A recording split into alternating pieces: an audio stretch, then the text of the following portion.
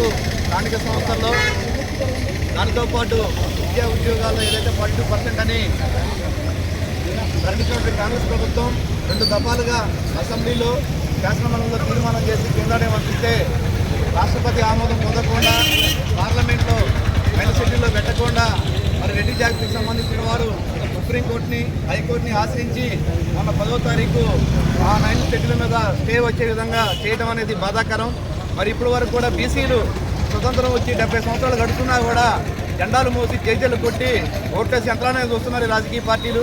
మరి దేశవ్యాప్తంగా రాష్ట్రాల్లో కూడా ముఖ్యమంత్రులు, మంత్రులు, ఎంపీలు, ఎమ్మెల్యేలు మొత్తం మీరే ఉండాలి. కానీ చివరికి కనీసం గ్రామాలలో వార్డు మెంబర్లుగా, సర్పంచ్లుగా, ఎంపీటీసీలుగా, జడ్పీటీసీలు కూడా పనికిరాలని మేము క్వశ్చన్ చేస్తున్నాం.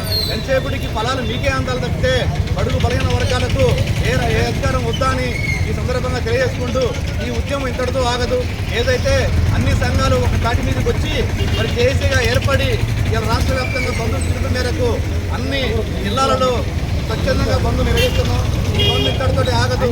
తర్వాత అవసరమైతే రాస్తారోకో, రైలు రోకో, అవసరమైతే ఎయిర్పోర్ట్లు కూడా ముద్రిస్తామని తెలియజేస్తున్నాం.